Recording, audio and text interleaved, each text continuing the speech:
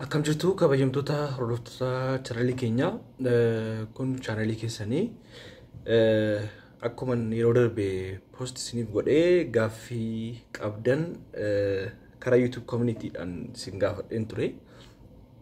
Namoonni gaaffiiwwan gara 35 ta'an na gaafatamanii jiru. Kanaaf kana booda sagantaa torbanitti yeroo tokko yookiin torbanitti yeroo lama gaaffii keessaniif deebisuudhaaf karoorfadheen jira. Gaaffii garaagaraa gaafachuu dandeessu jechuudha. Gaaffiin baay'ee gaafatameera. Tarii namoonni haaraan YouTube kun argina yoo jiraattan subscribe godhaa. Hiriyoota keessaniifis qooda. Hanga xumura sagantaa keenyatti nu hordofaa affeerraa kooti.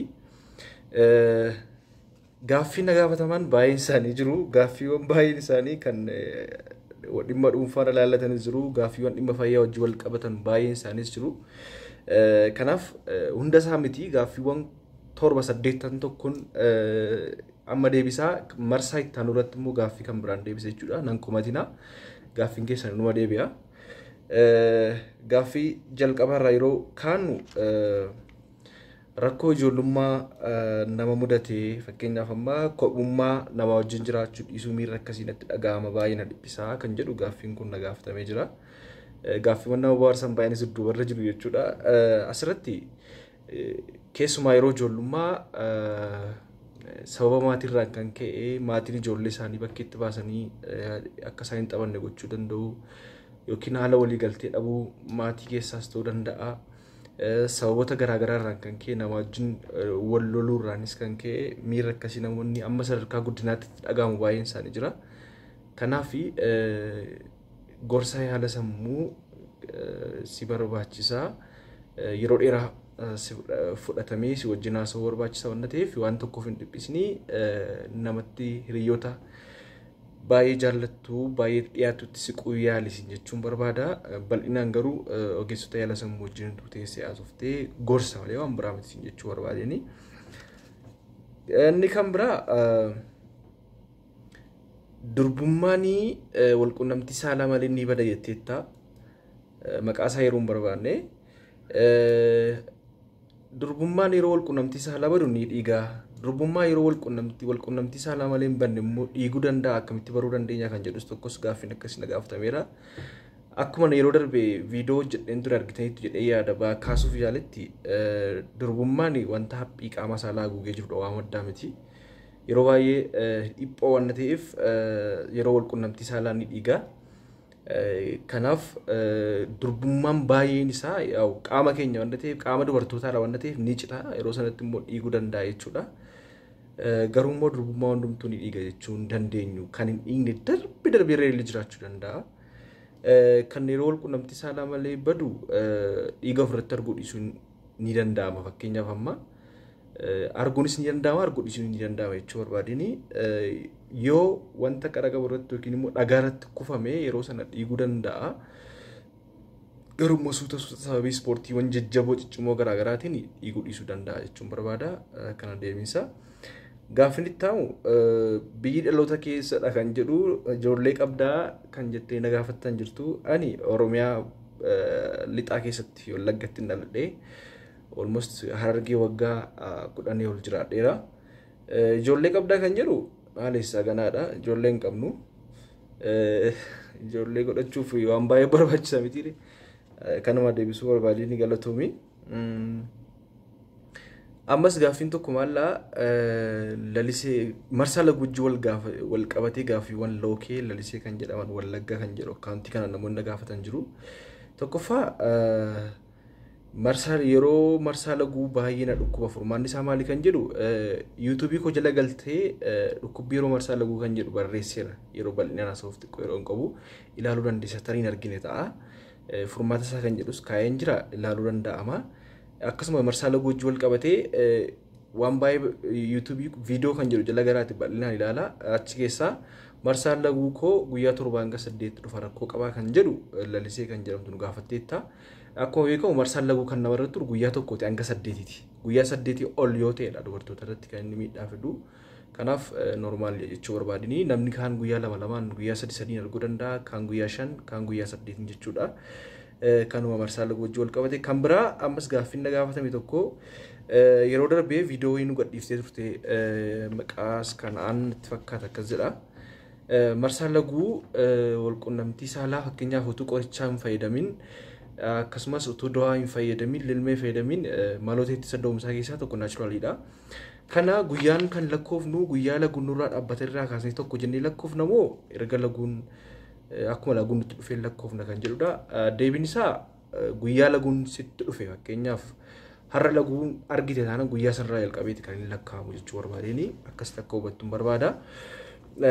Kan biraa marsaa laguu wajjin wal qabatee ammallee gaaffii baay'ee kaasaa turtanii dhaabbachuu marsaa laguu kan jedhu guyyaa lama ji'a sadii ji'a afur sababa garaagaraadhaan kan ka'e marsaa laguu kan dhaabatu dhiphina hojii hamaa qoricha garaagaraa fayyadamuu rakkoowwan garaagaraa riba dhabuu irraa ni ta'uu danda'a.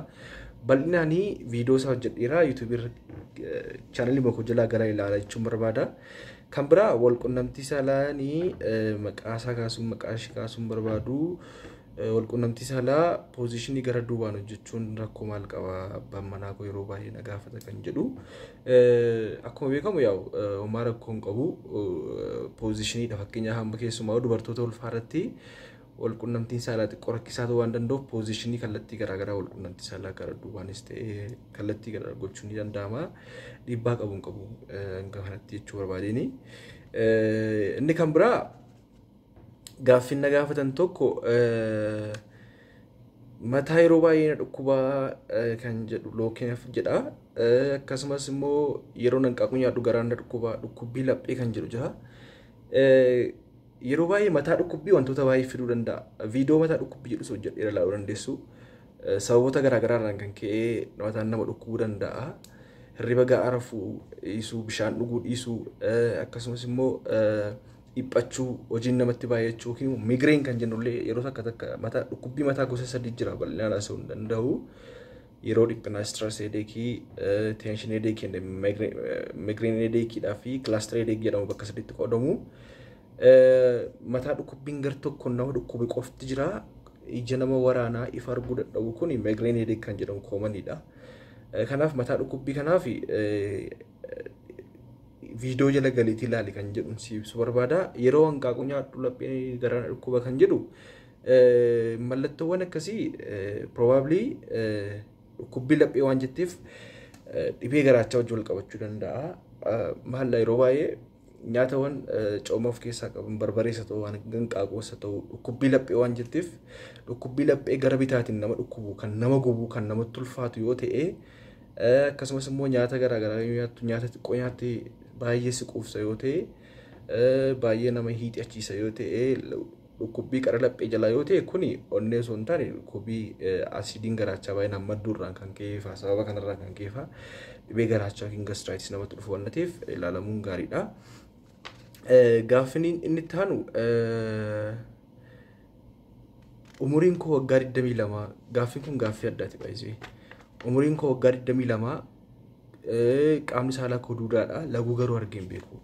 Hubadhaa yeroo darbe dhimma kana poost godhina namoota baay'een akka qoosaatti fudhachaa turtaniitu namoonni baay'een qunnamaa turaniiru qaamni saalaa duudaa ta'ee dhalachuu qaama saalaa dubartootaa kan jedhu poost godheen ture yuutuubii irratti hojjedheera. Namoota baay'ee irratti mul'achaa jira wanti kun waggaa 22dha laguu argaa hin jiru kana jechuun laguun gara bakkeetti xuriin gara bakkeetti ba'aa hin jiru jechuudha. Rakkoowwan akkasii waan jiraniif salphaadha yaalii baqaqsanii yaaluun ni yaalama waan ta'eef waan tokko yaaddeeni atattamaan utuu ilaalamte gaariidha kan jedhu sitti barbaada. Kanaaf hordoftoota keenya akkuma argaa jirtan keeziiwwan baay'ee jira keeziiwwan sinii takkaan dhageenya baay'een jira waan ta'eef wantoota akkasii nama yaaddessuun qabu dhibee salphaadha sin jechuu barbaadeni. Gaaffiiwwan biraa gaafatame keessaa tokko suudii jedha. Yeroon hirribaa ka'uu ho'a hawaara keessa bakka qabbanaa yeroon deemu mataa na dhukkubaa ija na diimessaa na haxxiffachiisa kan jedhu kuni probably allergikiidha.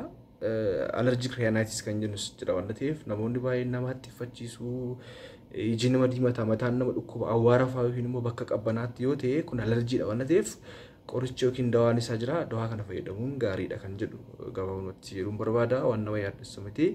Inni kan biraa jaalalli si qabee beekaa akkamsi godhe harkaan isa nama qaban taanaan nan qabne. Actually nama argataan jaalalli nama qabu nafuu akkamsi godha kan jedhuu fi macheem yeroo jedhu garana dhukkoo matana dhukkubsee garana kaasan jedhu akkuma namni numtuutti manage godhedha. Kana jettee ibsuun hin danda'amu. Ishi kan biraa cinaacha koo na dhukkubaa gama bitaan maal ifalli koo kan jedhu jira. Sababa garaagaraa irraan kan ka'e dhukkubbii dugdaa kan jedhu viidiyoo hojjedheen jira. Yeroo baay'ee kalee keenya qofa wajjin wal qabsiifna. Kalee qofa wajjin waliin qabatu kanaaf ilaaluun dandeessa viidiyoo sanallee. Gabaabadhumatti viidiyoo baay'ee hojjedheera YouTube irratti. Gaaffiin keessan baay'eedha. Ammaaf gaaffiin keessa warri hafe isiniin deebisa. Sababa yeroo irraan kan ka'e ammaaf deebii kana isiniif laadha. Baay'een isin jaalladha, baay'een isin kabaja. Share godhaa, subscribe godhaa, mallattoo bilbilaa tuqaa ulfaadha.